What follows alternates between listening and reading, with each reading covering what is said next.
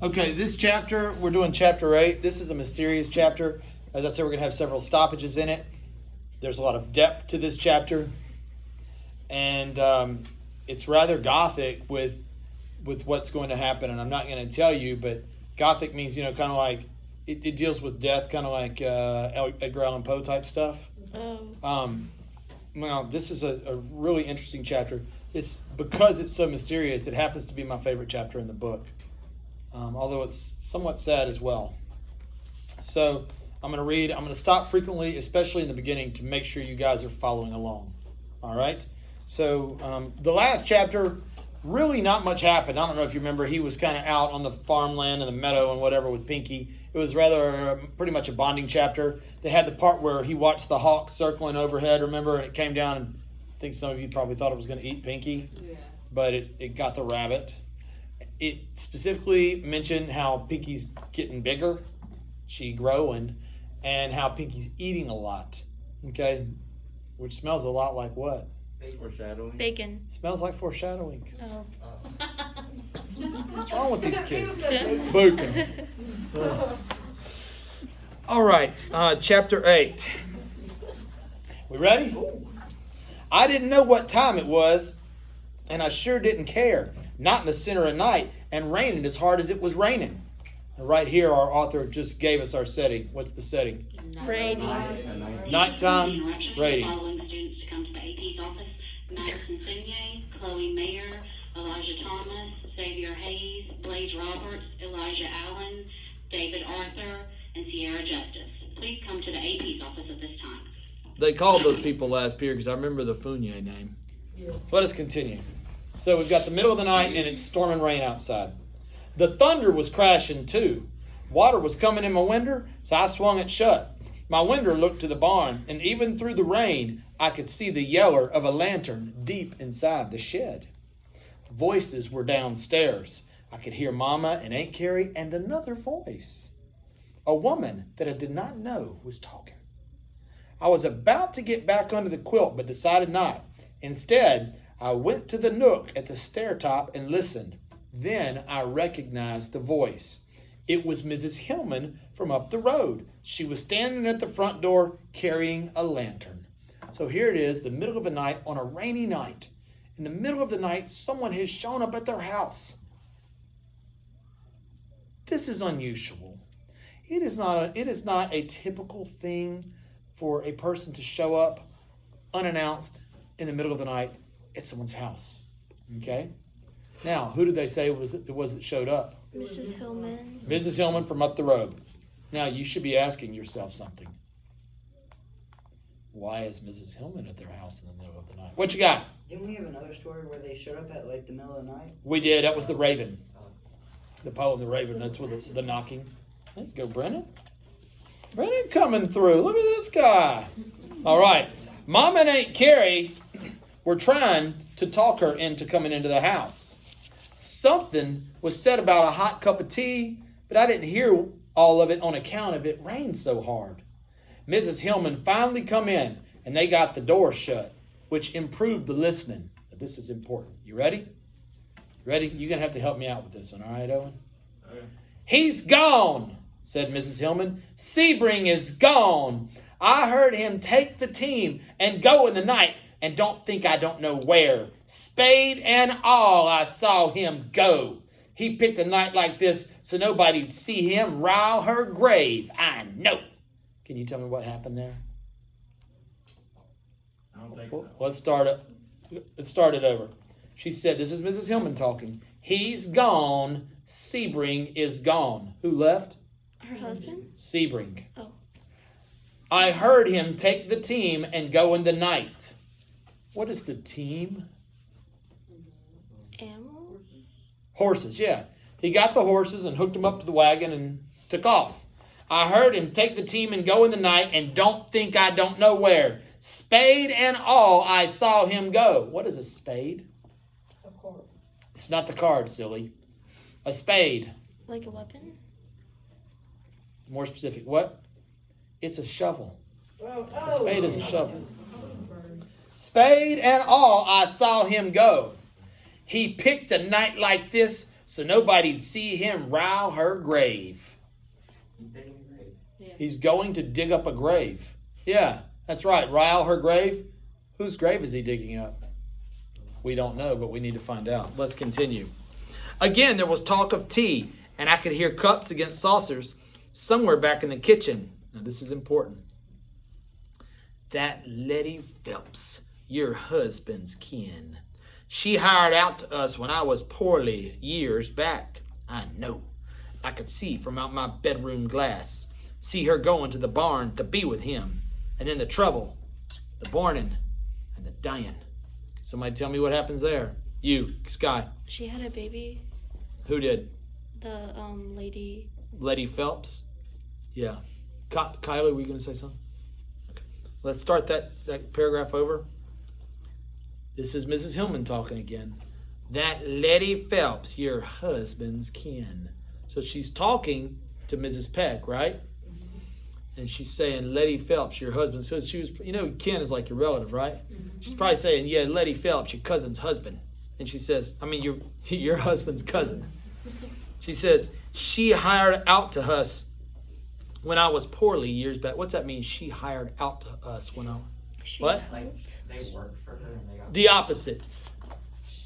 She worked for us when I was sick. That's when I was poorly. She said, I was sick and we hired Letty to help around the house or whatever and the farm, right? I know, and then get this. I could see from out my bedroom glass, see her going to the barn to be with him. What was happening in the barn? Yeah.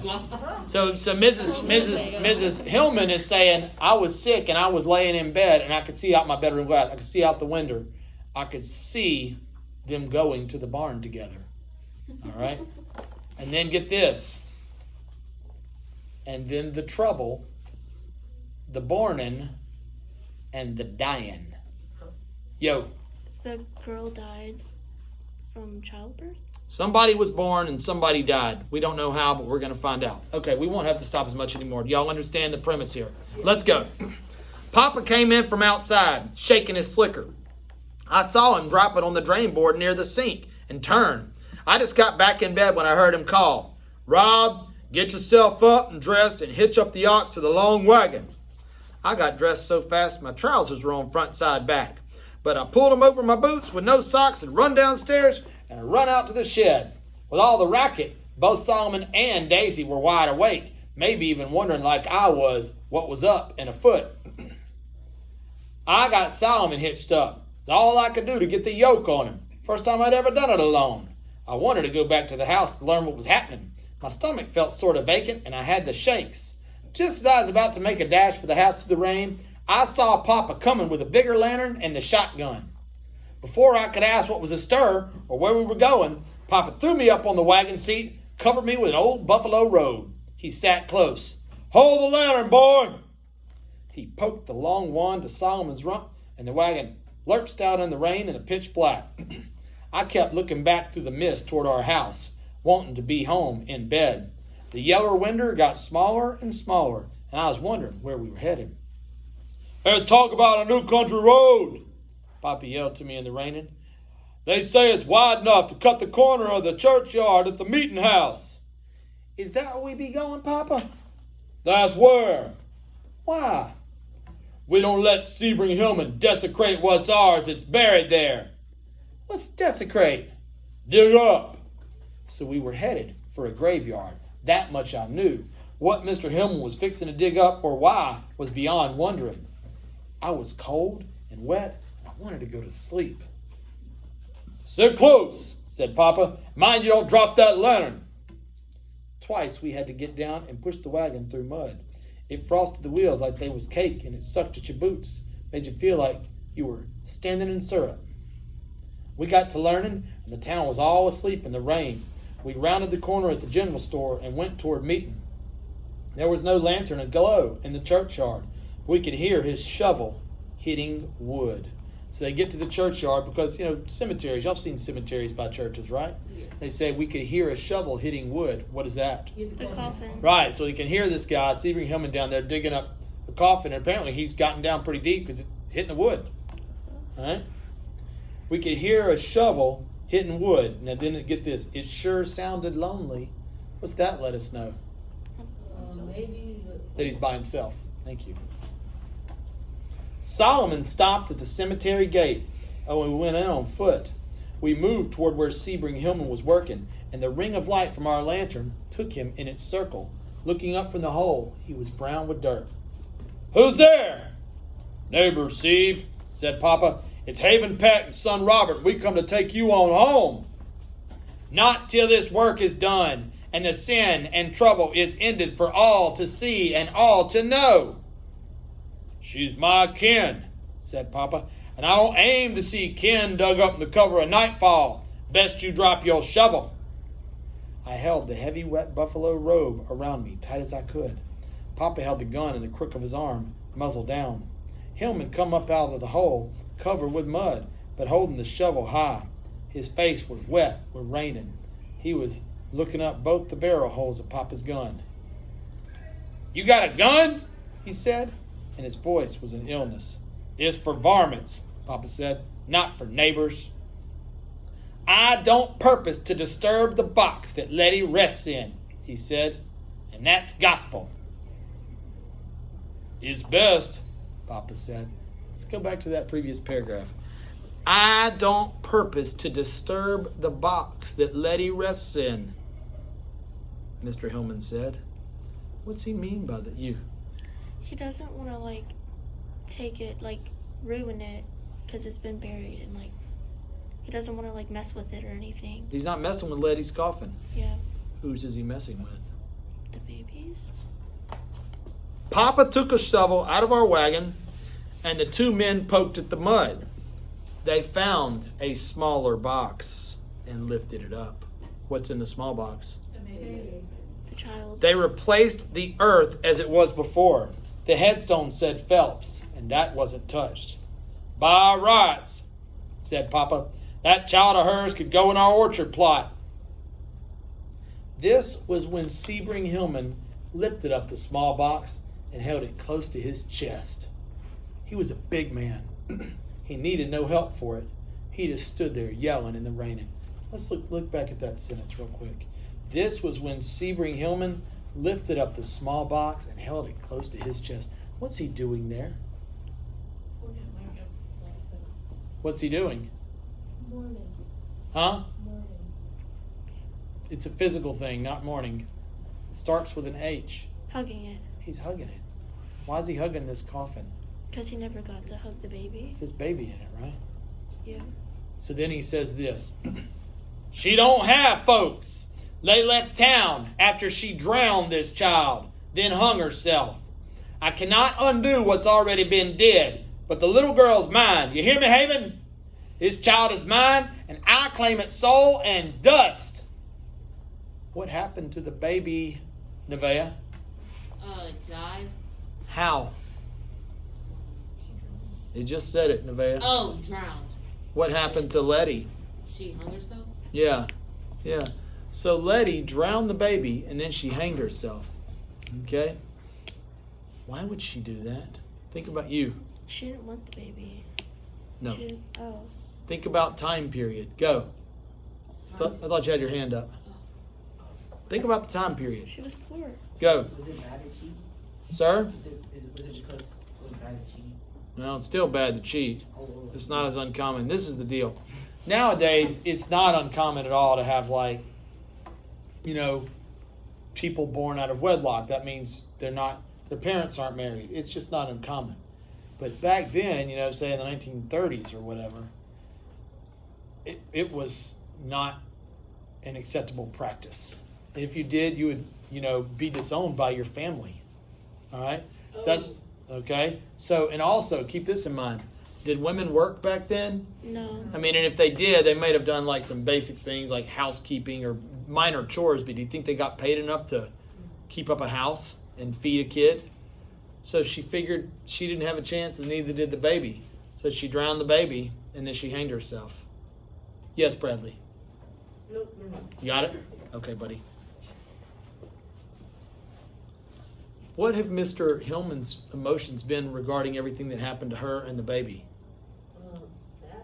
Yeah, and also guilty. Yeah. Don't you think you'd feel terrible if that had happened? And see, he didn't do his part either. Keep that in mind. It's not like he was like, well, I'll help y'all out. You'll never want for, you know what I mean? He just pretended he didn't know him.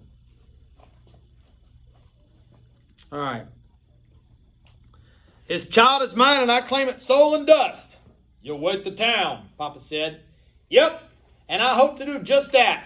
I never did step forward back then, but I claim it now. I own up. This little girl is mine. She's Hillman's claim. So be it, said Papa. Let's get our young'uns home and rested proper. We watched as Mr. Hillman carried the small coffin to where his wagon and team stood behind the meeting house. We followed close along so as he'd have light to see. He tied the coffin firm with rope and was about to mount the seat. He was wet through. You don't have a slicker? Papa said, almost like asking. No. Tie your team behind our wagon, ride with us, Papa said. We got a slicker and a road. All right. We were halfway home, and I was sitting the wagon bench between Papa and Mr. Hillman. Next to the two of them, it was warm and dark, and I could smell the wet, musty smell of the buffalo robe. Mr. Hillman held the lantern. Ahead of us, the light showed on Solomon's mighty backside as he moved into the darkness, following the road up from town and back home. Haven, I heard Hillman speak. Yep. I'm sorry about your cousin Letty and about the digging. It's over and done, Papa said. All I want right now is breakfast. And I, responded Mr. Hillman. Your wife is at our place. May? May's at your place? Then that's how you come to town. That's how. She's a good woman, May. Are we home, Papa? I said. Near. I want breakfast, too. So do I, boy, said Seaver Hillman. I want so much breakfast it'll bust britches and crack floors. I never felt so good in a long time. Mr. Hillman? Sure enough. Is that really your little girl in the coffin? It is, Robert. And if it's all right with you and your pa, I'm going to bury her in Hillman land with a Hillman name. I guess that's proper, I said, and sort of went off to sleep.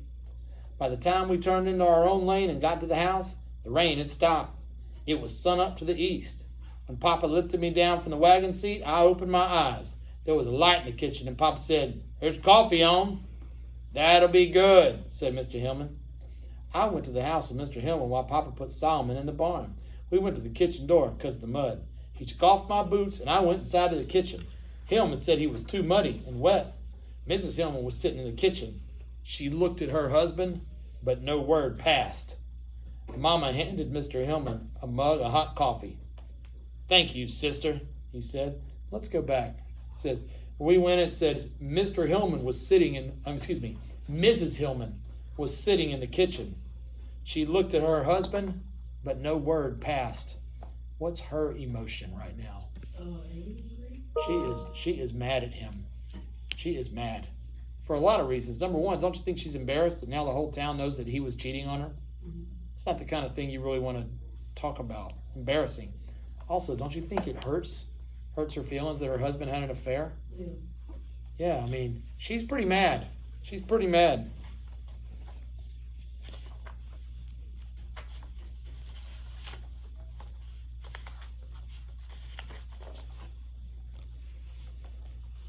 Mama took a good look at me, yanked me into the pantry, and stripped me down to my skin. She rubbed me dry with a flour sack until I thought all my hide was coming off. Then she wrapped me up in a blanket that she took out of the warming oven over the stove and gave me a big spoonful of hot coffee. You look like a potato dug up on a rainy day, Mama said.